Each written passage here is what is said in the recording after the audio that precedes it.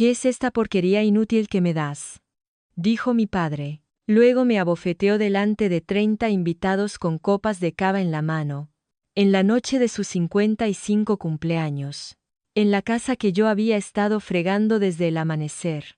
Salí corriendo por la puerta principal solo con una mochila y un moratón en la mejilla. No lo sabía entonces, pero esa bofetada fue lo último que Gerardo Torres me haría, porque para la medianoche estaría sentada en un SUV negro frente a un desconocido que diría 5 palabras que desentrañarían 18 años de mentiras. Antes de irme, tómate un momento para darle a me gusta y suscribirte, pero solo si realmente conectas con esta historia. Déjame un comentario diciéndome desde dónde estás viendo esto y qué hora es allí. Me llamo Lucía. Aunque durante la mayor parte de mi vida, me vi obligada a responder al nombre de Sofía. Tengo 21 años. Ahora, déjame llevarte de vuelta a ese sábado por la mañana, el día en que Gerardo Torres cumplió 55 años, y el último día que viví bajo su techo. Puse la alarma a las 5 de la mañana. Esa mañana era como cualquier otro sábado, excepto que este sábado venía con una lista manuscrita de 2 páginas que Dolores había dejado en la encimera de la cocina la noche anterior. Barre el patio. Coloca 32 sillas plegables, una por cada invitado en la lista de Gerardo. Plancha los manteles. Corta los limones. Lava a mano los platos de servir de Sarah Home porque el lavavajillas deja marcas. Su casa estaba en una tranquila calle sin salida en Las Rosas, Madrid, un chalet de estilo clásico de 4 dormitorios con un césped perfectamente cuidado. Gerardo contrataba a un jardinero, pero les decía a los vecinos que lo hacía yo. En el interior, la mesa del comedor de roble macizo, con espacio para 12, la pulía yo semanalmente. En la encimera, 2 cajas de Ribera del Duero y una tarta de 3 pisos de una pastelería donde el merengue costaba más de lo que yo ganaba en una semana. Mi habitación estaba en el sótano, no el sótano acondicionado, sino un trastero junto a la caldera. Sin ventanas. Un colchón individual que Gerardo había recogido de la calle cuando yo tenía 9 años. Una manta de lana que olía a cartón húmedo sin importar cuántas veces la lavara. La habitación de Marta estaba arriba. Cama de matrimonio, televisión de pantalla plana, un espejo de maquillaje rodeado de bombillas al estilo de Hollywood. Tenía 23 años y todavía vivía en casa. Todavía usaba la tarjeta de crédito vinculada a la cuenta de Gerardo. Todavía no había aprendido a hervir un huevo, porque para eso estaba yo. Había pasado 3 meses ahorrando para el regalo de Gerardo, una cartera de piel auténtica, del Corte Inglés del centro. 84 euros, lo que no parece mucho a menos que ganes 11 euros la hora fregando bandejas de horno en un restaurante llamado La Casona de la Vía. La envolví en papel craft porque no podía permitirme una bolsa de regalo. No tenía ni idea, de pie en esa cocina a las 5 de la mañana con harina en las manos, de que esa cartera sería el último regalo que le haría a ese hombre. Gerardo bajó a las 10, polo de Ralph Lauren, del que tiene el logo del caballo grande, azul pálido, pantalones chinos planchados con un pliegue tan afilado como una cuchilla, una colonia tan fuerte que su olor me llegaba antes que él. Recorrió el patio como un general inspeccionando sus tropas. Movió un manojo de globos unos 15 centímetros a la izquierda, miró fijamente las rodajas de limón que había dispuesto en la jarra de agua y dijo, sin mirarme, no están uniformes. Hazlo otra vez. Dolores apareció al mediodía, con el pelo recién peinado de la peluquería, pendientes de perlas, un vestido de lino de Adolfo Domínguez que había pedido por internet y que me hizo rechinar los dientes. Inspeccionó la cocina, pasando un dedo por la encimera, y le susurró algo a Gerardo que se suponía que no debía oír, pero lo oí. Te habrá comprado algo barato. Prepárate. Marta fue la última en llegar, por supuesto. Vestido nuevo, mechas nuevas, tacones nuevos que repiqueteaban en el suelo que yo había encerado a las 6 de la mañana. Le dio a Gerardo un Apple Watch, Series 9, de acero inoxidable, el que se vende por 700 euros. Lo pagó con la tarjeta de crédito suplementaria que Gerardo le había dado para emergencias. Gerardo sonrió de oreja a oreja y le besó la frente. Esta es mi chica, dijo a los primeros invitados que entraron. Le pasó un brazo por los hombros a Marta. Ella siempre sabía lo que le gustaba a su padre. A mí no me miró. Nunca lo hacía cuando había gente mirando. Yo era la que llevaba las bandejas, rellenaba las copas, limpiaba los aros de condensación de la mesa de centro antes de que pudieran secarse. Cuando una de las invitadas, una mujer de la oficina de Gerardo, le preguntó a Dolores, ¿no debería Sofía sentarse y comer con nosotros? Dolores sonrió de esa manera suya, tan cálida como una puerta cerrada, y dijo, oh, a ella le encanta ayudar. Es su forma de mostrar gratitud. Ya sabes cómo son los niños adoptados. Seguí llevando las bandejas. Sucedió durante los regalos. Gerardo estaba sentado a la cabeza de la mesa como si fuera un trono. 30 invitados sentados a su alrededor. Vecinos, amigos de la parroquia, un par de compañeros de la compañía de seguros que dirigía. Copas de cava brillando bajo las guirnaldas de luces del porche. Marta, posada en el brazo de su silla, grabando con su iPhone. Dolores, de pie detrás de él, con una mano en su hombro, la viva imagen de una mujer que sabe que todo está exactamente como debe estar. Me acerqué con el paquete envuelto en papel craft. Había escrito en el frente con mi mejor caligrafía, «Feliz cumpleaños», de Sofía. Gerardo lo cogió, lo sopesó en sus manos. Recuerdo haber pensado que podría sonreír. A veces lo hacía, cuando nadie podía acusarlo de debilidad, pero luego rasgó el papel, sacó la cartera, la abrió, la cerró y la levantó como si fuera una prueba en un juicio. ¿Qué es esta porquería inútil que me das? Su voz cortó el murmullo de la conversación. La conversación murió. Los tenedores se detuvieron en el aire.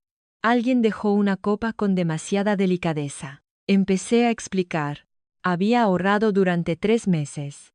3 meses, ¿y esto es todo lo que tienes? Se puso de pie. La silla raspó contra la piedra. Hasta el perro come mejor. Y entonces me golpeó, con la mano abierta, en el lado izquierdo de mi cara. El sonido fue agudo y plano, el tipo de sonido que no necesita eco. Mi cabeza se sacudió hacia un lado, una copa de cava se cayó de una mesa y se hizo añicos en el suelo del porche. Y por un momento, ese fue el único sonido en el mundo. Nadie se movió. Dolores miró su plato. Un hombre de la oficina de Gerardo estudió su servilleta. Marta se mordió el labio y siguió grabando. Una persona se levantó. Raquel Quesada. La vecina de al lado, 70 años y 1,52 de altura. Gerardo, eso ha sido inaceptable. No te metas en mis asuntos familiares, Raquel. Raquel se sentó, pero no apartó la vista de mí, y nunca lo olvidé. Me quedé allí con el sabor a cobre en la lengua, y la cartera entre nosotros, y pensé. Esa bofetada será la mejor prueba que necesiten los abogados. No entendí ese pensamiento entonces. No lo entendería hasta horas después. Pero algo dentro de mí había empezado a hacer cuentas.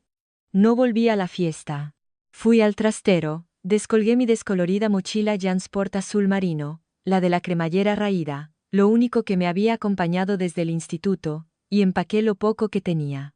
2 camisetas, un par de vaqueros sin rotos, un cepillo de dientes, un cargador de móvil, el sobre que había encontrado en el fondo de una caja que Gerardo tiró la primavera pasada, el sobre con el logo de una comunidad autónoma que todavía no entendía, y de dentro de una caja de zapatos bajo el colchón, 340 euros en efectivo, la mayoría en billetes de 5 y 10 euros, propinas de la casona que había escondido porque Gerardo revisaba mi cuenta bancaria. 340 euros, una mochila, un hematoma que ya se estaba volviendo morado en mi pómulo. Era todo lo que poseía en el mundo. Pasé por el salón al salir. La fiesta se había reanudado. Gerardo se reía de algo que alguien acababa de decir. Copa de cava en la mano, la cartera no se veía por ninguna parte. Marta estaba mostrando algo en su teléfono a los invitados. Probablemente el video. Dolores estaba en la ventana y me vio cruzar el jardín delantero. Extendió la mano y corrió las cortinas. Nadie dijo mi nombre. Afuera, el aire de octubre me golpeó la cara, y el escozor en mi mejilla se encendió como una segunda bofetada. Las 9 de la noche en Las Rosas es oscuro. No es la oscuridad de la ciudad. donde siempre hay una tienda de conveniencia iluminada en la siguiente esquina, sino la oscuridad suburbana, donde las farolas están muy separadas, y el silencio entre las casas parece deliberado. Caminé por la avenida de la Constitución, sin un destino en mente, solo alejándome. Detrás de mí, la música de la fiesta se desvaneció hasta que fue solo un bajo sordo, y luego nada. Había caminado unos 3 kilómetros cuando unos faros detrás de mí redujeron la velocidad. Un Mercedes-Benz GLE negro, cristales tintados. Matrícula de Madrid. Se detuvo a unos 3 metros de mí. La puerta trasera se abrió, y debería haber corrido. Cada instinto me decía que corriera. Pero estaba tan cansada de huir de las cosas. Pensé que tal vez, solo por una vez, vería qué era lo que corría hacia mí. Un hombre salió primero, de unos 50 y tantos años, alto, delgado, con un abrigo de lana color carbón que luego supe que era de una marca cara. No ostentoso, solo el tipo de abrigo que se ajusta como si hubiera sido hecho a medida. Tenía el pelo castaño oscuro, con canas en las sienes, y ojos de un color avellana verdoso, grandes y redondos, que reflejaban las farolas, los mismos ojos que yo veía en el espejo del baño cada mañana. Detrás de él, una mujer, más baja, pelirroja, de rasgos afilados, que sostenía un maletín de cuero como si acabara de salir de un juzgado. Se mantuvo a distancia, con un aire de profesionalismo vigilante. La mano del hombre temblaba. Pude verlo incluso en la penumbra. Siento asustarte, dijo. Su voz se quebró en la segunda palabra. Me llamo Ricardo Villaverde, y creo que soy tu padre biológico. Di un paso atrás. Mi hombro chocó con un buzón. Eso es imposible. Mis padres biológicos no me querían. Eso es lo que me dijeron. Te dijeron mal. Metió la mano en el bolsillo interior de su abrigo y sacó una foto. Pequeña, arrugada por las esquinas, claramente sostenida 1000 veces. Una mujer sosteniendo a un bebé. La mujer tenía el pelo castaño rojizo y los mismos pómulos que yo, una sonrisa que se inclinaba un poco hacia la izquierda. El bebé tenía ojos de color avellana verdoso. Se llamaba Catalina, dijo. Era tu madre. Murió en un accidente de coche cuando tenías 2 años. Y no ha habido un solo día desde entonces en que no haya intentado encontrarte. Miré la foto, luego a él, luego de nuevo a la foto, porque la mujer de la foto tenía mi misma boca, la misma inclinación de cabeza, y verla fue como encontrar una palabra que había estado buscando toda mi vida. La mujer pelirroja habló. Me llamo Margarita Soler. Soy la abogada del señor Villaverde, especializada en derecho de familia. No estamos aquí para llevarte a ningún sitio al que no quieras ir. Llevamos varios meses siguiendo tu situación a través de los canales legales. Esta noche, cuando nuestros investigadores te vieron salir de la casa, decidimos acercarnos. Estaban vigilando la casa. Margarita asintió. La fiesta de cumpleaños, muchos invitados. Era la oportunidad más segura para confirmar visualmente tu identidad. Hizo una pausa. También te vimos huir. Me toqué la mejilla inconscientemente. El hematoma palpitaba bajo mis dedos. Ricardo Villaverde miró la marca en mi cara. Y algo en sus ojos se rompió, algo que se hizo añicos muy silenciosamente. Nos sentamos en el asiento trasero del Mercedes. Ricardo a un lado, yo al otro, Margarita en el asiento del copiloto con su maletín abierto. El motor estaba en marcha, la calefacción baja. Fue lo más cálido que había sentido en toda la noche. Ricardo me contó la historia como un hombre que la ha ensayado durante 18 años y todavía no está preparado. Catalina murió en las 6, en dirección a Madrid, un martes por la mañana a principios de marzo. Un camión de reparto cruzó la mediana. Murió en el acto. Ricardo estaba en el asiento del copiloto. Pelvis rota. Pulmón colapsado. 4 meses en el hospital. Lucía. Yo. Estaba en casa con una vecina. Mientras estaba en la UCI, dijo, los servicios de protección de menores te pusieron en acogida de emergencia. Es el procedimiento estándar cuando no hay ningún padre disponible. Eso lo entendí. Lo que no entendí fue el por qué. Cuando salí del hospital y fui a hacer los trámites para traerte a casa, me dijeron que no podía. Un trabajador social llamado Leonardo Garcés había llevado el caso.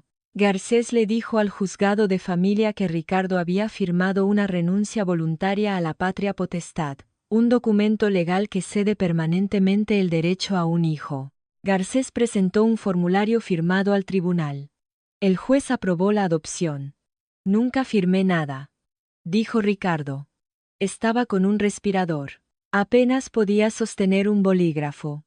Y mucho menos leer un documento legal. Pero el tribunal tenía un papel con mi nombre, y eso fue suficiente. Para cuando Ricardo contrató a un abogado y apeló la decisión. Era demasiado tarde.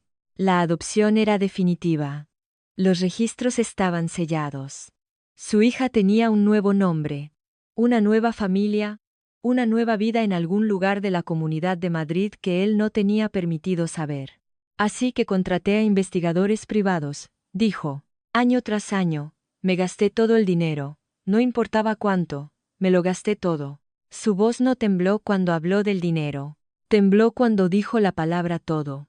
Leonardo Garcés, dije. ¿Cuánto le pagaron? Ricardo miró a Margarita. Margarita cerró una carpeta y dijo. Eso es lo que pretendemos demostrar en el tribunal. El sub seguía aparcado en la Avenida de la Constitución. Las luces de emergencia parpadeando en ámbar en la oscuridad. Me senté con mi mochila en el regazo, agarrando las correas como un niño en su primer día de colegio, y les hablé del sobre. La primavera pasada, Gerardo decidió que Marta necesitaba una sala de yoga en casa. Eso significaba vaciar el trastero, mi habitación, y trasladar mis cosas a un rincón aún más pequeño junto a la caldera. Tiró la mayoría de mis pertenencias en una bolsa de basura y la dejó en la acera. Rebusqué en ella antes de que llegara el camión de la basura porque eso es lo que aprendes cuando nada de lo que tienes está seguro. Revisas 2 veces y salvas lo que puedes. En el fondo de una caja de cartón dañada por el agua. Debajo de viejos boletines de notas y una bolsa con cremallera de ropa de bebé. Encontré un sobre de Manila de aspecto oficial. El remite tenía el sello de la Comunidad de Madrid y las palabras servicios sociales. Dentro había un único documento, parcialmente oculto, con el título, Resumen de asignación mensual de ayuda a la adopción 4E, y en la parte superior, mecanografiado en una simple fuente gubernamental, Sofía G. Torres. No sabía que era el título 4E. No sabía que era un resumen de asignación. Pero sabía que mi nombre estaba en un documento del gobierno que Gerardo nunca me había mostrado. Así que lo doblé y lo metí en mi mochila. Lo había llevado conmigo durante 6 meses sin entender por qué. Ahora lo saqué y se lo di a Margarita. Desdobló el papel bajo la luz de cortesía y observé cómo cambiaba su expresión. No de forma dramática, sino como cambia la cara de un jugador de póker cuando se revela la última carta. Esto es un recibo de la subvención de adopción. Dijo. El Estado, la Comunidad de Madrid, les ha estado pagando a Gerardo y Dolores Torres aproximadamente 810 euros al mes para cuidarte y mantenerte durante los últimos 18 años. Me miró. Unos 175.000 euros. ¿Cuánto de eso has visto tú? Pensé en el colchón de la acera. La manta que olía a cartón. El trastero sin ventanas. Nada, dije. Ricardo se volvió hacia la ventana, y en el reflejo del cristal pude ver cómo apretaba la mandíbula con tanta fuerza que el músculo saltaba. Todos esos años, diciéndome que era una carga. Pero no era una carga. Era una fuente de ingresos. Margarita nos llevó a un hotel Hilton en la Gran Vía. Ni la casa de los Torres, ni un refugio, solo un lugar limpio, tranquilo y seguro. Ricardo se registró a su nombre. Habitaciones separadas. Con una puerta comunicante. Y lo primero que hice fue quedarme en medio de mi habitación. Sin saber qué hacer. La cama tenía sábanas blancas y almidonadas que olían a detergente, no a moho. Había una ventana. Corrí las cortinas, y me quedé mirando las luces del aparcamiento durante mucho tiempo, porque hacía años que no miraba por una ventana desde mi propia habitación. Mientras estaba allí, los recuerdos llegaron en oleadas, constantes y fríos como el agua que sube. Empecé a cocinar para la familia a los 10 años. Gerardo dijo que era para enseñarme responsabilidad. A los 12, hacía toda la colada, lavaba los platos, Iba andando a hacer la compra porque Gerardo no me llevaba en coche. A Marta le regalaron un Seat Ibiza para su 16 cumpleaños. A mí me dieron un abono de transporte que solo duró un mes porque nadie lo renovó. Así que caminaba 1 hora y media hasta la casona para mi turno. Gerardo nunca me dejó tener mis documentos. Ni certificado de nacimiento. Ni tarjeta de la Seguridad Social. Ni DNI.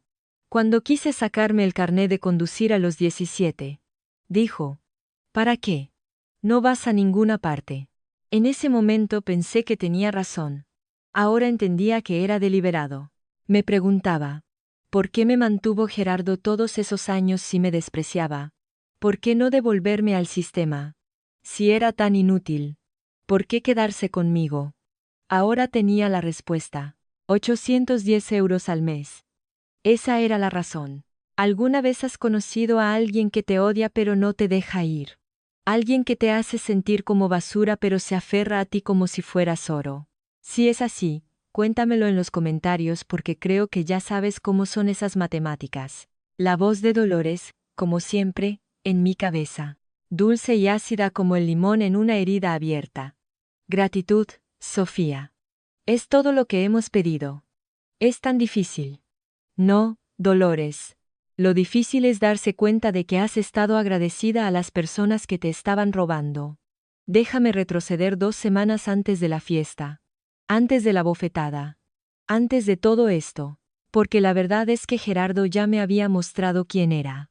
Simplemente no tenía las palabras para ello todavía. Era un martes por la noche. Gerardo me llamó a su despacho, la habitación a la que nadie podía entrar sin permiso. Escritorio de caoba. Silla de cuero de respaldo alto. Una estantería llena de libros de tapa dura que nunca había leído, ordenados por colores. Se sentó detrás del escritorio como un juez, con una carpeta abierta frente a él. Siéntate, dijo. No te sientes. Siéntate. Deslizó un documento por el escritorio. 10, quizás 12 páginas, letra densa. Una pestaña azul para firmar asomando por abajo.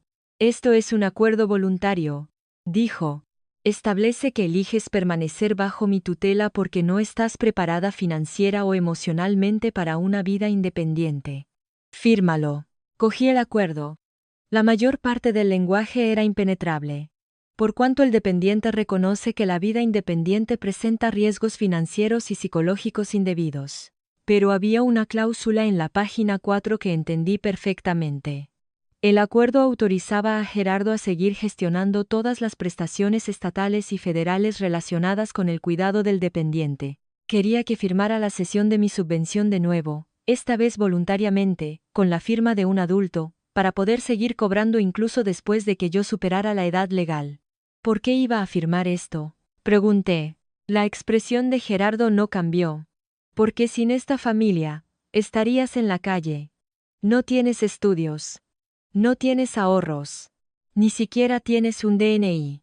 Así que vas a firmar esto, y lo vas a firmar antes de mi cumpleaños. Considéralo tu regalo para mí. No lo firmé. Le pedí tiempo. Gerardo no dijo nada. Solo cerró la carpeta y la guardó en el cajón de su escritorio. Lentamente, como quien guarda una pistola cargada en una caja fuerte. Por eso me abofeteó en la fiesta. No fue por la cartera. Nunca fue por la cartera. Fue porque, por primera vez en 18 años, le había dicho que no, y no pudo soportarlo. A la mañana siguiente, en el Hilton, me desperté a las 5 por costumbre, con el corazón acelerado, pensando ya en la lista de tareas antes de recordar. No había lista. Solo una habitación de hotel con sábanas blancas y una ventana que daba a un cielo gris de octubre. Llamaron a la puerta de la habitación contigua. Ricardo, ya vestido, con 2 tazas de café del vestíbulo, dejó una en el escritorio y se sentó en la silla de enfrente. Ni cerca, ni lejos, solo presente. Como si tuviera miedo de que si se movía demasiado rápido, yo volvería a desaparecer. Margarita llegó a las 8 con una bolsa de una tienda. Dentro, un par de vaqueros nuevos y un jersey de cachemira color crema. Con las etiquetas puestas, algo limpio que ponerte, dijo, práctica como siempre. Los llevé al baño, me vestí y me miré en el espejo durante mucho tiempo. Era la primera vez en mi vida que llevaba algo que nadie más había llevado antes. Cuando salí, los ojos de Ricardo estaban un poco rojos en las esquinas, pero no lloró. Solo asintió y dijo, Catalina solía hacer eso, mirar como si no estuviera segura de si creerle al espejo. Me senté en el borde de la cama, y dije lo que había estado pensando toda la noche. Necesito pruebas. No una foto, no una historia. Necesito una prueba de ADN. Si eres quien dices que eres, la ciencia lo demostrará. Y si no lo eres, necesito saberlo también. Ricardo no se inmutó. Por supuesto. Margarita ya ha localizado un laboratorio acreditado por la AAB en Madrid. Podemos ir hoy. Sin dudarlo, sin ofenderse, sin culpa, solo por supuesto. Había vivido 21 años en una casa donde hacer una pregunta era un ataque personal. Y aquí estaba este hombre, respondiendo como si fuera lo más natural del mundo. He pasado toda mi vida haciendo lo que me decían, dije. Si voy a confiar en ti, será porque yo elijo, no porque no tenga otro sitio a donde ir. Ricardo dejó su taza de café. Así es como debería ser. El laboratorio era un edificio bajo de ladrillo en la calle O'Donnell. Limpio, estéril, con luces fluorescentes. Un técnico con bata quirúrgica me tomó un frotis de la mejilla. Luego a Ricardo, etiquetó los viales y nos dijo que los resultados estarían en 3 a 5 días laborables. 5 días. Había esperado 21 años para saber quién era. 5 días más se sentían como contener la respiración bajo el agua. Mientras esperábamos, Ricardo trajo cosas al hotel. No regalos, no el tipo de regalos condicionales que Gerardo daba, sino cosas. Un álbum de fotos. Catalina embarazada, sonriendo en un columpio de un porche, con una mano en el vientre, Catalina sosteniendo a un recién nacido con un gorro rosa. Ricardo, Catalina y el bebé delante de una casa de ladrillo en el barrio de Salamanca de Madrid, con una puerta roja. Incluso entonces, el bebé tenía ojos de color avellana verdoso. Esa es la casa a la que volvisteis, dijo Ricardo. Todavía la tengo. No pude venderla. Estudié cada foto como si fuera un texto que tuviera que memorizar para un examen. La cara de mi madre, sus manos, la forma en que se paraba, ligeramente inclinada, con el peso sobre la pierna izquierda, la misma forma en que me paro yo cuando no pienso en ello. Era preciosa, dije. Eres igual que ella, dijo. Especialmente los ojos. Al quinto día, llamó Margarita. Estaba sentado en la cama del hotel, con el álbum de fotos abierto en una foto de Catalina soplando las velas de un pastel de cumpleaños. Cuando sonó el teléfono, la probabilidad de paternidad es del 99,998%, dijo Margarita. Está confirmado. Ricardo Villaverde es tu padre biológico. Me quedé en silencio un momento. Solo sostuve el teléfono y miré la foto, y sentí que algo en mi pecho se rompía. No se rompía en pedazos, no se destrozaba, sino que se abría, como se abre una puerta cuando alguien finalmente gira el pomo desde el otro lado. El 99,998% era solo un número, pero para mí, fue la primera prueba en 21 años de que no era un accidente no deseado. La voz de Margarita volvió a la línea, firme y precisa. Ahora tenemos suficiente. El siguiente paso es el juzgado de familia. Esto lo supe después. De los registros del juzgado, del testimonio de Raquel Quesada, de los mensajes que Dolores finalmente le entregó a Margarita. La mañana después de la fiesta, Gerardo llamó a la Policía Municipal de Las Rozas y denunció mi desaparición. No porque estuviera preocupado, sino porque estaba calculando. El agente que acudió comprobó mis datos y le dijo a Gerardo lo que no quería oír. Tenía 21 años. Era mayor de edad legalmente. Si me había ido voluntariamente, no había caso de persona desaparecida que presentar. No se fue voluntariamente, le dijo Gerardo al agente. Tiene una discapacidad intelectual, apenas puede funcionar sin supervisión. El agente le preguntó a Gerardo si tenía algún documento que lo probara, un diagnóstico, una orden de tutela, cualquier cosa legal. Gerardo no lo tenía, porque yo no tenía ninguna discapacidad. Solo estaba controlada. Esa noche, según los mensajes de Dolores, los que más tarde entregaría como prueba, Gerardo estuvo paseando por el salón durante 3 horas. Dolores, sentada en el sofá, tecleando lo que él dictaba. Gerardo, si esa chica habla con alguien, servicios sociales, un abogado, cualquiera, se acabó. Encuentra el expediente de la adopción. Todo. Los originales. Dolores, dijiste que no sabía nada. Gerardo, no lo sabe. Pero si alguien le dice dónde buscar. Él lo sabía. Siempre lo había sabido. La firma falsificada, el trabajador social sobornado, la subvención que había estado cobrando durante 18 años por una niña a la que trataba como una sirvienta. Gerardo llevaba todo eso en la cabeza como algunos hombres llevan deudas. Siempre vigilando, siempre gestionando, sin pensar nunca que toda la estructura pudiera derrumbarse. Gerardo no tenía miedo de perderme. Tenía miedo de lo que yo descubriría una vez que fuera libre. Lo que no sabía era que el hombre al que debería haber temido, el hombre que había pasado 18 años y una fortuna en investigadores privados buscando a su hija, estaba sentado en un hotel Hilton a 20 minutos de distancia, montando un expediente de 8 centímetros de grosor. Margarita extendió los documentos sobre la mesa del hotel como un cirujano colocando sus instrumentos. Era la segunda vez que veía las pruebas, pero esta vez eran más sólidas. Mira esto, dijo, deslizando una copia hacia mí. Era la renuncia voluntaria a la patria potestad, fechada en octubre de 2005. En la parte inferior, la firma de Ricardo A. Villaverde, una letra pulcra, cuidadosa, ligeramente inclinada hacia adelante. Luego, colocó un segundo papel al lado, un informe certificado de una experta en documentos forenses, la doctora Eva Martos, que había comparado la firma del formulario de renuncia con 12 muestras conocidas de la escritura de Ricardo, incluyendo declaraciones de la renta, solicitudes de hipoteca, contratos comerciales que abarcaban 20 años. La presión de la pluma es inconsistente, dijo Margarita, señalando, la formación de las letras del apellido no coincide con ninguna de las muestras. La conclusión de la doctora Martos, y cito, es que esta firma fue escrita por una persona que no es Ricardo A. Villaverde con un alto grado de certeza científica. Dejó que eso calara. Luego sacó un tercer documento de la carpeta, un extracto bancario, una cuenta corriente personal a nombre de Leonardo Garcés, el trabajador social que llevó mi caso. El 14 de octubre de 2005, 6 días antes de que se finalizara la adopción, aparece un depósito de 5.000 euros. La fuente, una transferencia desde la cuenta personal de Gerardo R. Torres. No a través de una iglesia, dijo Margarita. No a través de una organización benéfica. Una transferencia directa. Una semana antes de que se aprobara la adopción. Me quedé mirando los números. 5.000 euros. Ese era el precio de toda mi identidad. Mi nombre, mi padre, mi infancia.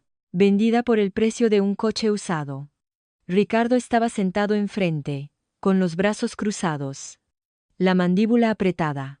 Había visto estos documentos antes, pero verme a mí verlos era diferente. Podía notarlo en la forma en que respiraba, superficial y cuidadosamente, como un hombre que intenta no romper algo por sujetarlo con demasiada fuerza. ¿Así que la adopción puede anularse?, pregunté. Margarita cerró la carpeta. Según la ley española, una adopción obtenida mediante fraude, incluida la falsificación del consentimiento, puede declararse nula. Sí, puede anularse. 2 días antes de la fecha del juicio, llegó una carta a la recepción del Hilton, dirigida a mí como Sofía Torres, no como Lucía Villaverde, porque Gerardo se negaba a creer que yo fuera otra persona. Dentro había una sola página manuscrita en papel con membrete de la compañía de seguros de Gerardo y una foto. Era yo a los 3 años, sentada en el regazo de Gerardo en el salón de la casa de la calle sin salida, con un vestido rosa que no recordaba haber tenido. Él sonreía. Yo sonreía. Parecíamos una familia. La carta decía, Sofía, no sé quién es este hombre ni qué te ha dicho, pero no es tu padre. Es un extraño que se aprovecha de una joven confundida.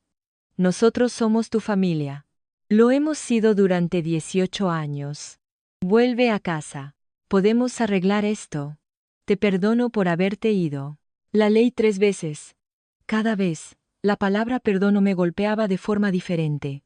La primera vez como una puerta abierta, la siguiente como el cerrojo de una cerradura, y luego como una mano en mi muñeca. Me perdonaba por irme después de que él me golpeara. Me senté en el borde de la cama del hotel, y sentí que la habitación se inclinaba. 18 años de condicionamiento no desaparecen solo porque una prueba de ADN diga 998%. En algún lugar profundo, una voz que llevaba desde la infancia susurró, ¿y si Gerardo tiene razón? ¿Y si todo esto es un engaño? ¿Y si Ricardo también quiere algo de mí? Miré a Ricardo, que estaba leyendo en la silla junto a la ventana, y dije, ¿cómo sé que no eres como él? ¿Cómo sé que no me usarás para otra cosa? Dejó el libro. No parecía herido. Parecía un hombre que entendía por qué le preguntaba. No lo sabes, dijo. Todavía no. Y no voy a intentar convencerte con palabras, porque las palabras son fáciles. El ADN no miente. Los documentos no mienten. Y un tribunal decidirá qué es verdad. Todo lo que te pido es que dejes que las pruebas hablen por sí mismas. Volvió a coger su libro y siguió leyendo. Y el hecho de que no presionara, de que me diera espacio, fue lo que más me asustó porque era tan diferente a todo lo que había conocido. Esa noche no dormí. Así que hice lo que siempre hacía cuando el mundo dejaba de tener sentido. Revisé las pruebas. Saqué el sobre del título 4E de mi mochila, y lo puse sobre la mesa junto a la carta de Gerardo. 2 documentos. Uno de la Comunidad de Madrid que confirmaba que Gerardo recibía 810 euros al mes por mi cuidado. Otro, escrito por Gerardo, que afirmaba ser mi familia. Si Gerardo me quería, ¿por qué dormía en un trastero? Si Gerardo me quería, ¿por qué no tenía certificado de nacimiento, tarjeta de la Seguridad Social ni DNI? Si Gerardo me quería, ¿por qué la renovación de la tutela que intentó hacerme firmar estaba diseñada para mantener la subvención, no para protegerme? La respuesta estaba en las matemáticas. Siempre estuvo en las matemáticas. Gerardo no me quería. Gerardo me estaba facturando. Llamé a Margarita a las 11 de la noche. Contestó al segundo tono, lo que me dijo que había estado esperando la llamada. Iré al juzgado, dije. No porque confíe en Ricardo. No del todo, no todavía, sino porque merezco la verdad. Me la he ganado. Eso es todo lo que importa, dijo. Al día siguiente por la tarde, David Sánchez vino al hotel, 40 y tantos años, rostro cuadrado, expresión seria, un trabajador social de los servicios sociales de la Comunidad de Madrid, asignado para revisar la petición de Ricardo. Me preguntó sobre mis condiciones de vida mientras crecía. Le hablé del trastero, de las tareas, de los documentos que faltaban, del aislamiento. Lo anotó todo en un pequeño cuaderno. Y cuando terminé, no dijo lo siento ni eso debe haber sido duro. Dijo, lo que describe, si se corrobora con los registros, constituye negligencia, y el aspecto financiero constituye una malversación de los fondos de ayuda a la adopción. Luego me miró y dijo, en voz más baja.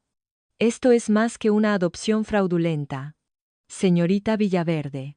Se trata de un sistema que se suponía que debía protegerla y no lo hizo. No estoy eligiendo a Ricardo sobre Gerardo, me dije mientras David se iba, estoy eligiendo la verdad sobre la mentira en la que he vivido. Esta parte no la presencié directamente. Llegó en fragmentos, del testimonio de Dolores y de los mensajes de texto que entregó. Pero la contaré como sucedió, porque necesitas entender quién creía Gerardo que era cuando entró en ese juzgado. La noche antes de la vista, Gerardo se sentó en la mesa del comedor, la misma mesa de roble que yo había pulido cada semana durante 18 años, y ensayó su testimonio con su abogado. No un abogado del calibre de Margarita, un abogado generalista de una pequeña oficina en un centro comercial, que cobraba por medias horas y nunca había manejado un caso de fraude de adopción en su vida. Tengo los papeles, dijo Gerardo. Firmados, sellados, aprobados por el juzgado. He sido miembro de la parroquia de Santa María durante 22 años. Entreno al equipo de fútbol infantil. Todo el mundo en esta comunidad sabe quién soy. Dolores, sentada enfrente, se atrevió a preguntar: ¿y qué pasa con el sobre de la subvención? Si preguntan por el dinero. Gerardo no levantó la vista. Nadie audita eso. Estamos bien. Marta pasó de camino a la cocina y preguntó. Su voz teñida de aburrimiento. No de curiosidad. La voz de alguien cuyo mayor problema es una conexión wifi lenta. Si Sofía no vuelve, puedo convertir su habitación en un vestidor. Gerardo tampoco le contestó. Ya estaba componiendo su declaración inicial en su cabeza. La que daría ante el juez, explicando que hombre generoso y temeroso de Dios era por acoger a una niña que nadie quería. No tenía ni idea de que el juez estaría mirando un expediente de 8 centímetros de grosor lleno de firmas falsificadas, registros de sobornos y un informe forense. No tenía ni idea de que la chica a la que había criado para que estuviera en silencio finalmente había encontrado su voz. No tenía ni idea de que el hombre sentado enfrente de él sería el mismo padre cuyo nombre había sido falsificado 18 años antes. Gerardo entró en ese juzgado como un hombre que nunca había perdido. Estaba a punto de aprender cómo se sentía. La mañana del juicio, Margarita había convertido una sala de conferencias del hotel en un cuarto de guerra. Había reservado una mesa para 6 y la había cubierto con 5 pilas de documentos, cada una marcada con pestañas de diferentes colores. Me senté a un lado, con una taza de café que se enfriaba en mis manos, y ella expuso el caso como un general trazando un plan de batalla.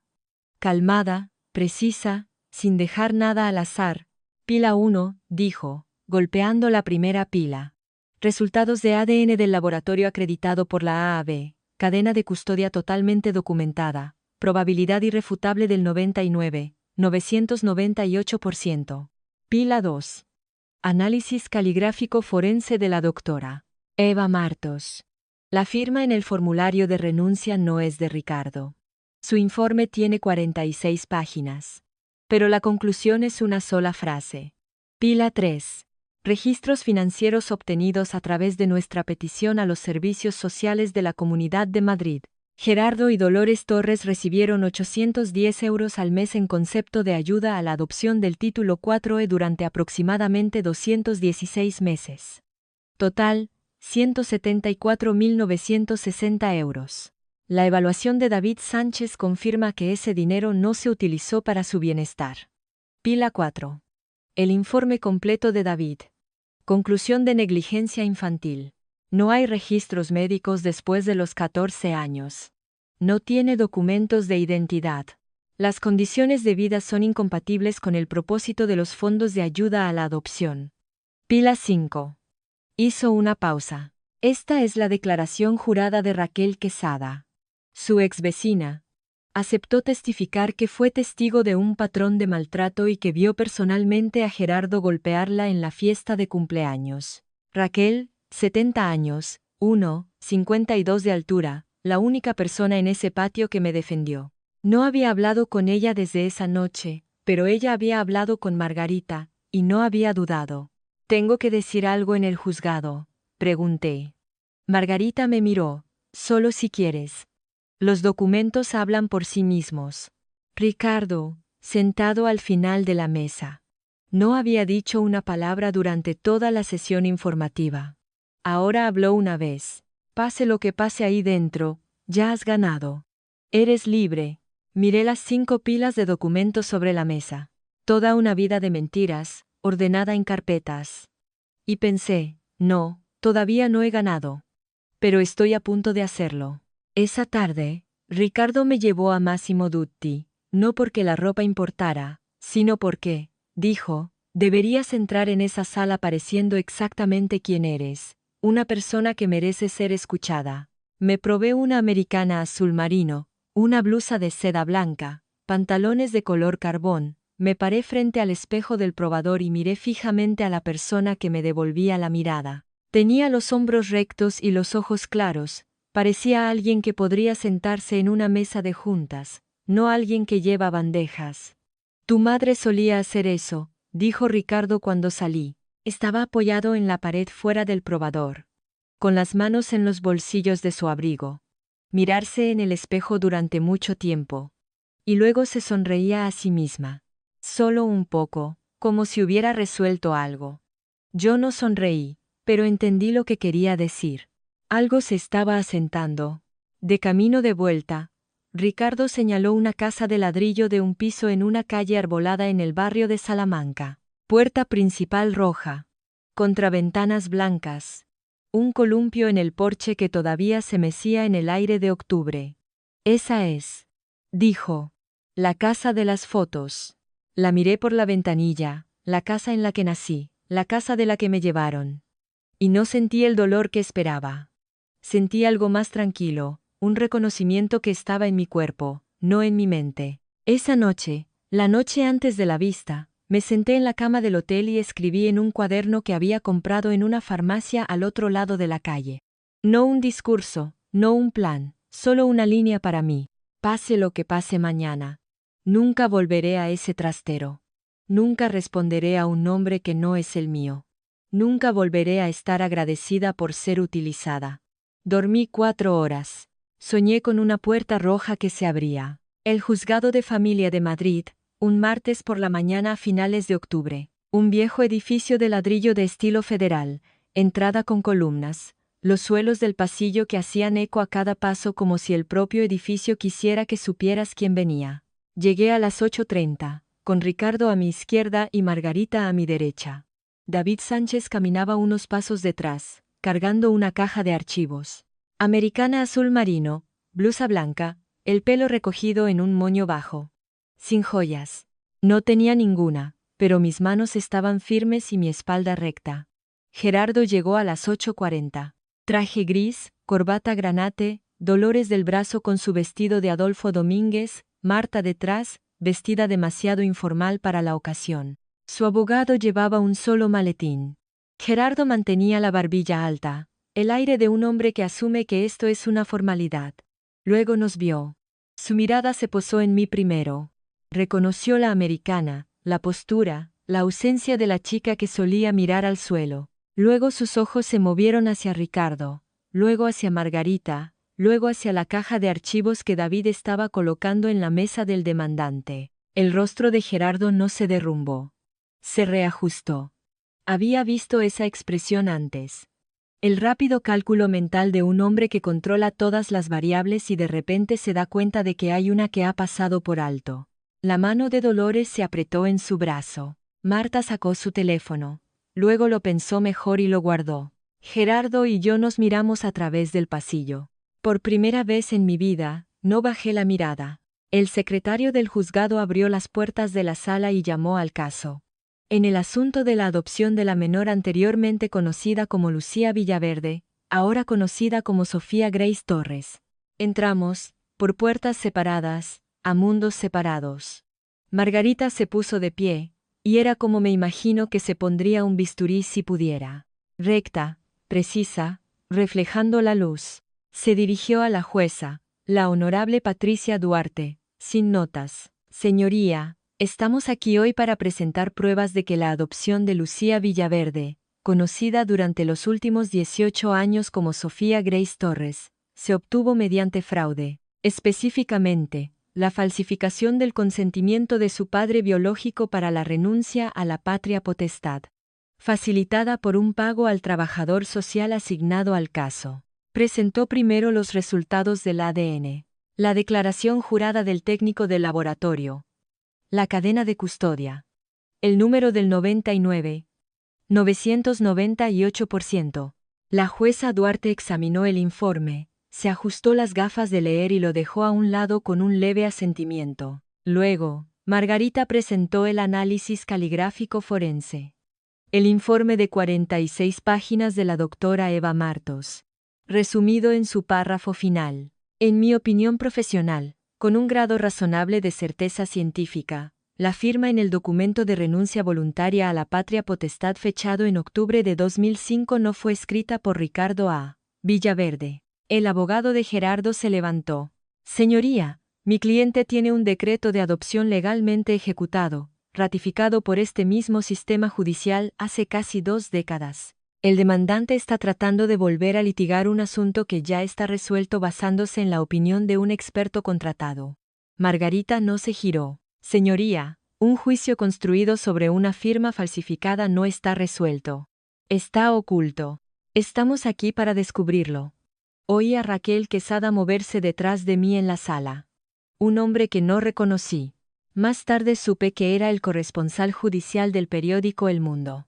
Escribió algo en un pequeño cuaderno. Dos mujeres de la iglesia de Gerardo se sentaron en la segunda fila, sus rostros tensos con esa particular incomodidad de la gente que está viendo cómo la reputación de un hombre se desmorona ante sus ojos. La jueza Duarte miró al abogado de Gerardo por encima de sus gafas. El tribunal escuchará la totalidad de la presentación del demandante. Continúe, señora Soler. Margarita pasó a los registros financieros. Y aquí fue donde el aire en la sala cambió. Proyectó el resumen de asignación del título 4 en la pantalla de la sala. El mismo documento que yo había sacado de una bolsa de basura 6 meses antes, mes a mes, año a año, una columna de números que recorría la página como un libro de contabilidad de mi infancia. Sra. Torres, dijo Margarita, el juez le había concedido permiso para un interrogatorio directo. La Comunidad de Madrid pagó a su familia 810 euros al mes en subsidios de adopción por el cuidado de la niña a su cargo durante aproximadamente 18 años. Eso suma un total de 174.960 euros. ¿Podría decir al tribunal cómo se asignaron esos fondos para el bienestar de la niña? Gerardo se enderezó. Todo fue para ella. La alimentamos, la vestimos, le dimos un techo. 18 años de eso no es barato.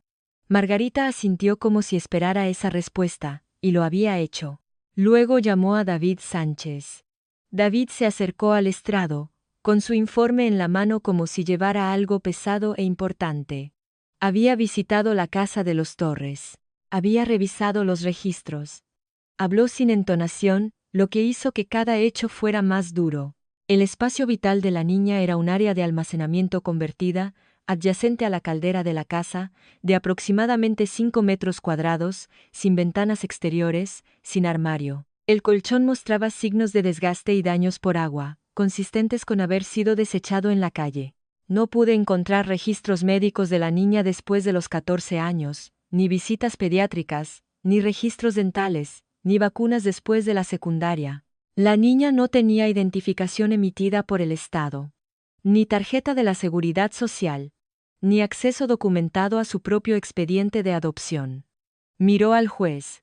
En mi opinión profesional, señoría, las condiciones de vida descritas y observadas son consistentes con la negligencia infantil, no con el uso previsto de los fondos de ayuda a la adopción. Dolores empezó a sollozar, un sollozo silencioso, luego más fuerte. El tipo de llanto performativo que llama la atención. Gerardo le apretó la mano y apretó los dientes. La imagen de un marido protegiendo a su frágil esposa de acusaciones injustas. Pero Raquel Quesada fue la siguiente. Subió al estrado con una chaqueta de punto azul marino y unos zapatos planos, y no había nada de performativo en ella.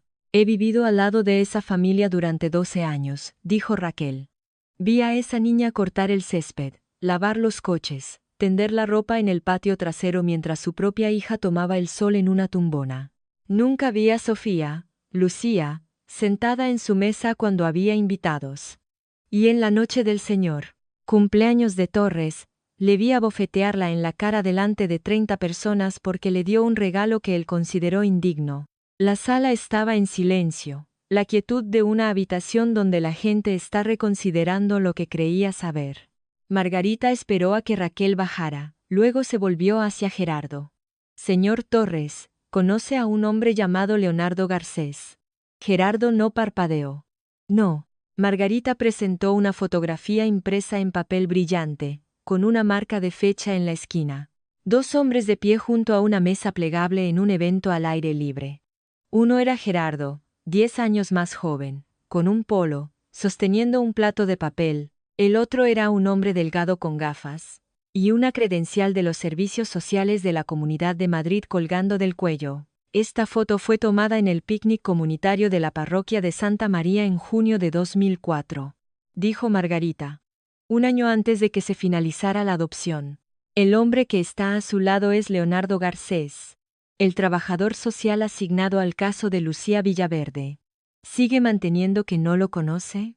La mandíbula de Gerardo se tensó. Puede que lo haya conocido de pasada.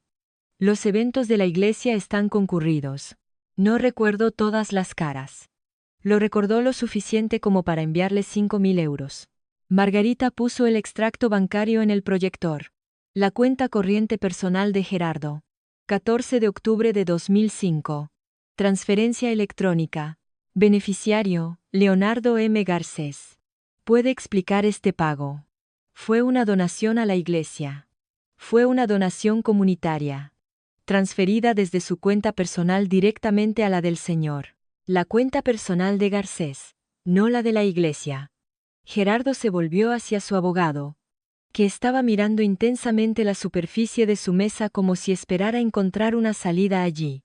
No hubo objeción. Le di todo a esa chica. La voz de Gerardo se quebró, afilada como una bofetada. Se puso de pie, con una mano apoyada en la mesa. 18 años, un hogar, comida. Y este es el agradecimiento que recibo. Aparece un estafador y de repente yo soy el villano. Señor Torres. La voz de la jueza Duarte era baja y definitiva. Siéntese. Ahora. Se sentó, pero toda la sala lo había oído, la fachada rota, la presunción al descubierto. En la galería, las mujeres de la iglesia miraban fijamente sus regazos. La pluma del corresponsal judicial se movió más rápido. Margarita se dirigió al juez con la calma de alguien cuyo oponente acaba de hacer su trabajo por ella. Señoría, nos gustaría que constara en acta que el señor Torres ha descrito su paternidad como algo que dio y por lo que esperaba algo a cambio. Eso no es paternidad. Es una transacción. Margarita me miró. Le había dicho la noche anterior que quería hablar. No porque el caso lo necesitara. Los documentos eran suficientes, sino porque había estado en silencio durante 21 años, y algunas cosas necesitaban ser dichas por la persona que las vivió. Señoría, la hija del demandante solicita permiso para dirigirse al tribunal. La jueza Duarte asintió. Puede proceder. Me puse de pie, con la americana azul marino, la blusa blanca, las manos a los lados. Miré a la jueza, no a Gerardo, porque esto no era para él. Señoría, no estoy aquí por venganza. La palabra quedó suspendida en el aire por un momento, y la dejé estar. Estoy aquí porque durante 21 años, no supe quién era. No sabía mi propio nombre. No reconocía el rostro de mi propia madre. No tenía ni idea de que alguien me estaba buscando, o de que los papeles que me pusieron en esa casa fueron firmados con un nombre falsificado. Hice una pausa, respiré. El señor Torres dice que me lo dio todo. Esto es lo que yo tuve. Un trastero sin ventanas. Un colchón recogido de la acera. Ninguna visita al médico después de los 14 años. Ningún documento de identidad, ningún certificado de nacimiento. Ni siquiera sabía mi número de la seguridad social hasta hace 2 semanas. Trabajé en esa casa desde los 8 años. Cocinando, limpiando, lavando la ropa. Y cada día me decían que debía estar agradecida, que sin ellos, no sería nada. Mi voz no tembló. Había decidido que no lo haría. Me abofeteó en su fiesta de cumpleaños porque le regalé una cartera para la que había ahorrado durante 3 meses. Pero la verdad es que me abofeteó porque me negué a firmar los papeles que le habrían permitido seguir controlando mi vida. Eso es lo que yo era para él, no una hija, sino un asiento contable. Miré a la jueza. No le pido a este tribunal que castigue a Gerardo Torres. Le pido a este tribunal que diga la verdad, porque como mínimo, me la he ganado. Todo niño en este sistema se ha ganado la verdad. Me senté. La sala estaba en silencio. Raquel Quesada lloraba en silencio. Del tipo real. El corresponsal judicial había dejado de escribir y solo me miraba. Ricardo estaba sentado como una piedra, con las manos cruzadas sobre la mesa, pero pude ver que sus nudillos estaban blancos. De pie en esa sala, recuerdo haber pensado, cómo me llevó 21 años decir algo tan simple. ¿Alguna vez has guardado algo dentro durante tanto tiempo que cuando finalmente lo dices, te sorprende lo pocas palabras que se necesitan para contener todo ese peso? Si sabes de lo que hablo, dímelo en los comentarios. porque creo que es una de esas cosas que es difícil de explicar a alguien que no ha estado allí. Lo que pasó a continuación. Nadie lo esperaba.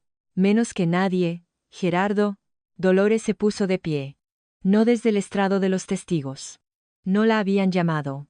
Se levantó de la mesa de los acusados, se alisó la parte delantera de su vestido de Adolfo Domínguez como solía hacer, y dijo con una voz que temblaba como un cable a punto de romperse: «Señoría, tengo algo que decir». Gerardo le agarró la muñeca. «Dolores, siéntate». Ella se soltó. Fue la primera vez que la vi soltarse de algo. «Yo extendí el cheque», dijo Dolores. Su rímel se había corrido, pero este no era el llanto performativo de antes. Esto era diferente. Crudo, feo, el tipo de llanto que no le importa quién está mirando. Los 5.000 euros para Leonardo Garcés. Gerardo me dijo que era para acelerar el proceso de adopción. Escribí el cheque de nuestra cuenta conjunta, y sabía lo que era. El abogado de Gerardo se llevó la cabeza a las manos. El rostro de Gerardo se puso rojo desde el cuello de la camisa hacia arriba, de un color oscuro que nunca le había visto antes.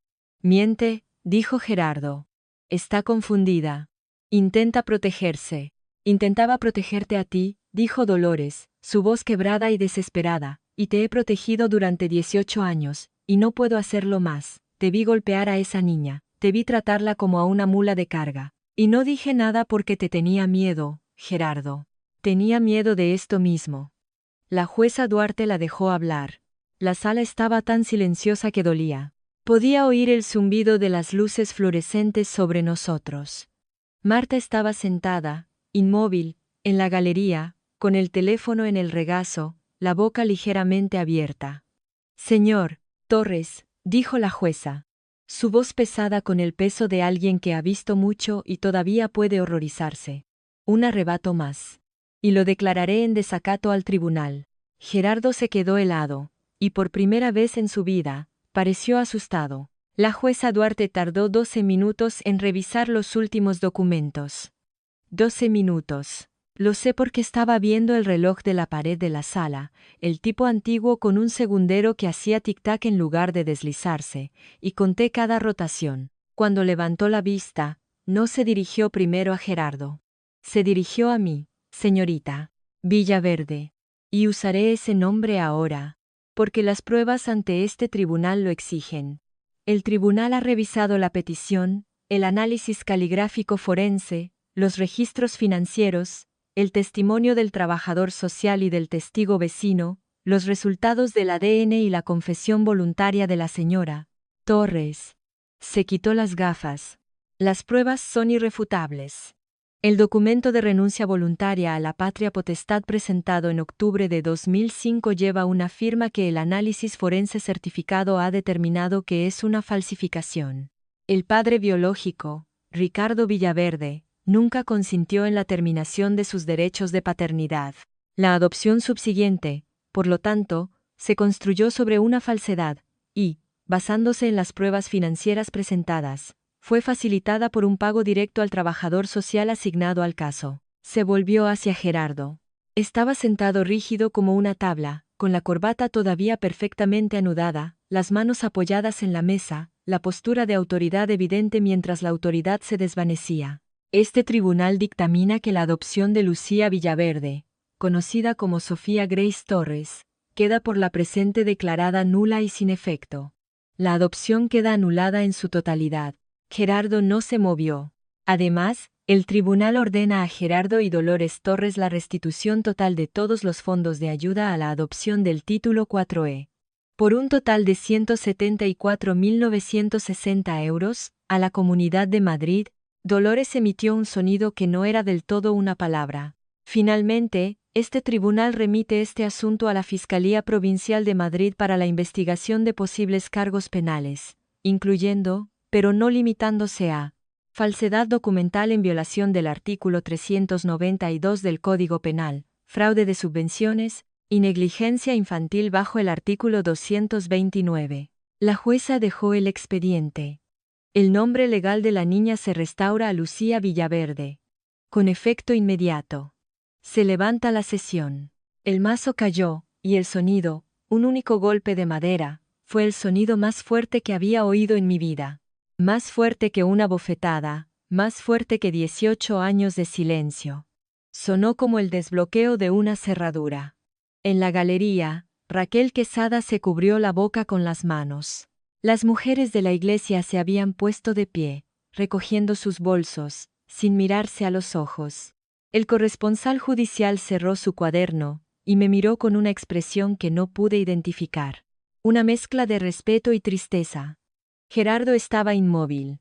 Su abogado ya había empezado a recoger.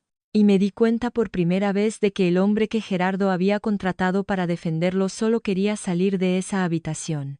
El pasillo fuera de la sala olía a cera para suelos y al calor de los viejos radiadores. Me dirigía hacia la salida, con Ricardo a un lado y Margarita al otro, cuando oí el sonido de unos tacones. Rápido, irregular, el sonido de alguien que no está acostumbrado a caminar rápido con zapatos que no están diseñados para ello. Espera, era Marta. Su maquillaje estaba completamente corrido. El rímel le manchaba ambas mejillas. La base de maquillaje estaba parcheada donde se había frotado. Parecía más pequeña de lo que nunca la había visto, lo cual era extraño, porque siempre había ocupado mucho espacio. No lo sabía, dijo. Estaba sin aliento. Como si hubiera estado corriendo o conteniendo la respiración. Sobre el dinero. La subvención.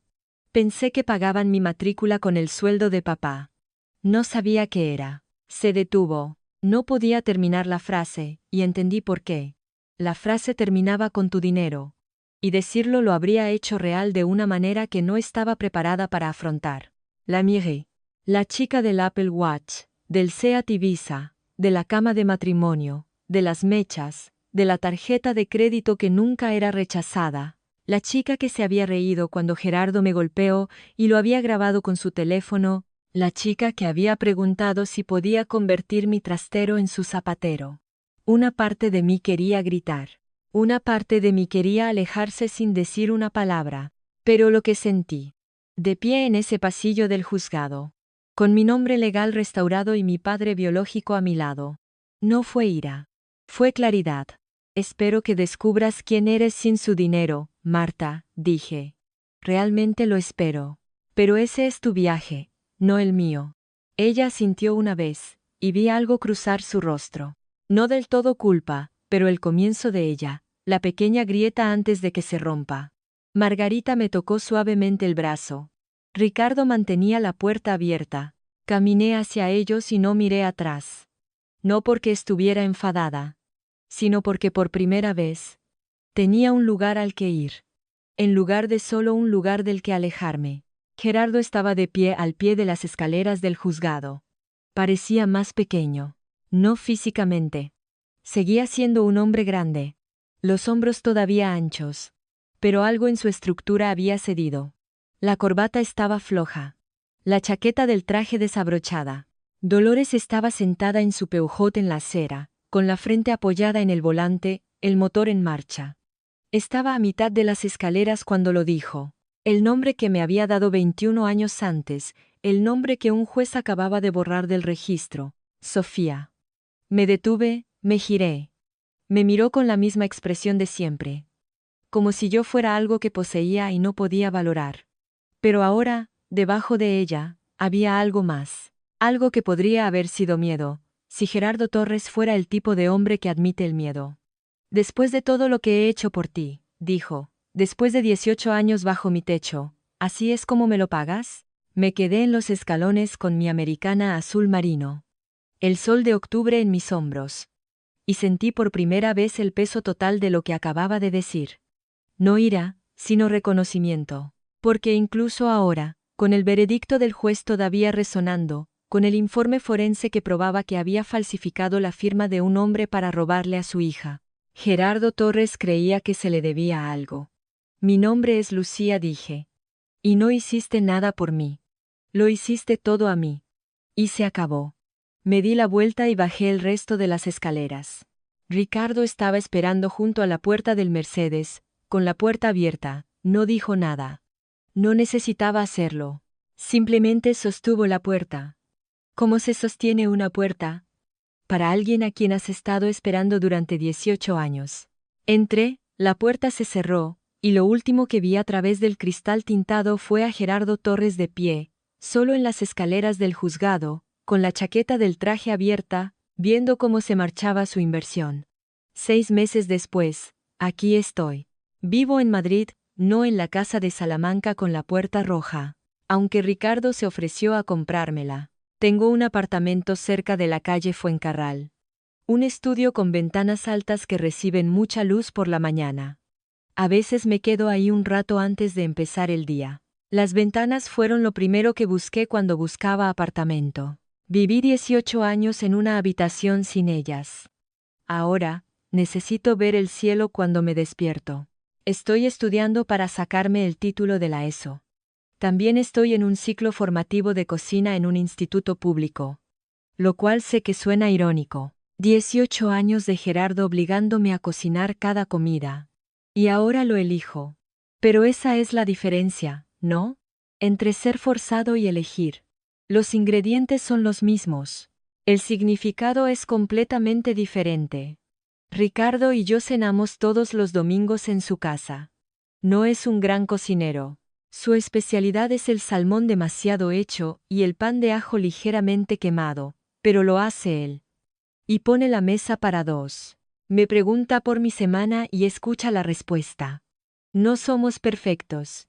Hay silencios incómodos. Hay momentos en los que ambos no sabemos qué decir. Porque no puedes compensar 18 años perdidos con salmón. Pero está ahí cada domingo. Sin falta. En cuanto a los Torres, Gerardo y Dolores están a la espera de juicio. Falsedad documental. Fraude. Negligencia infantil. La Casa de las Rosas tiene una segunda hipoteca para pagar la restitución. A Gerardo se le pidió que renunciara a su puesto en la junta parroquial de la iglesia de Santa María. No lo hizo en silencio. Dolores, que cooperó con la investigación, podría recibir una sentencia reducida. Marta se mudó con una tía a Toledo y consiguió un trabajo en una tienda. Es el primer trabajo que ha tenido. Voy a terapia todos los jueves. Una mujer llamada doctora Torres, que tiene una pequeña consulta con una planta en maceta, no me dice cómo sentirme. Simplemente hace preguntas y me deja encontrar las respuestas. Lo que, después de 21 años de que me dijeran qué pensar, es como aprender un nuevo idioma. La curación no es lineal. Hay mañanas en las que todavía me despierto a las 5. Con el corazón acelerado. Mi cerebro ya haciendo una lista de tareas que ya no existen. Pero entonces corro la cortina y veo el cielo, y recuerdo dónde estoy. Quiero dejar una cosa clara antes de irme. Esta historia no es sobre venganza. Sé que puede parecerlo. El tribunal, el veredicto, la restitución, los cargos penales, pero la venganza implicaría que quiero que Gerardo sufra como yo sufrí, y no es así. Quiero que rinda cuentas. Son dos cosas diferentes. La venganza es un fuego que enciendes, esperando que queme a otra persona. La rendición de cuentas es simplemente encender las luces para que todos puedan ver lo que ya estaba allí. Si vives en una familia donde eres tolerado, no amado, donde tu presencia es aceptada, no celebrada, donde te han enseñado que la gratitud significa silencio y la obediencia significa supervivencia, quiero que escuches esto. Tú no eres el problema, nunca lo fuiste. Las personas que te hacen sentir como una carga llevan sus propias deudas. Y te las endosaron porque eras demasiado pequeño para decir que no. Mereces tu propio nombre. La familia no es un papel, no es un decreto judicial, ni un expediente de adopción, ni una firma falsificada, ni nada de eso. La familia es la persona que se sienta contigo mientras aprendes a confiar de nuevo, la que dice por supuesto cuando pides pruebas en lugar de fe, la que te abre la puerta sin exigir que le des las gracias. El domingo pasado, Ricardo y yo estábamos sentados en el porche de la casa de Salamanca. La de la puerta roja. Él tomaba café. Yo leía un libro. No dijimos nada, y fue el silencio más cómodo que he conocido. En un momento dado, miró y dijo: «Me alegro de que estés aquí». Y yo dije: «Yo también. Me llamo Lucía Villaverde, y por primera vez en mi vida, sé exactamente quién soy». Gracias por quedarte hasta el final. Si esta historia te ha hecho sentir algo, ira, alivio, empatía, o simplemente el reconocimiento de haber estado en un lugar similar, házmelo saber en los comentarios. Los leo todos. Y si quieres escuchar la historia de la mujer cuya familia política la echó en Nochebuena, esa está en la descripción de abajo. Haz clic en ella. Prometo que no te arrepentirás. Hasta la próxima vez. Cuídate mucho. Y si alguien te dice que deberías estar agradecido por ser maltratado, tienes permiso para dejar de escuchar.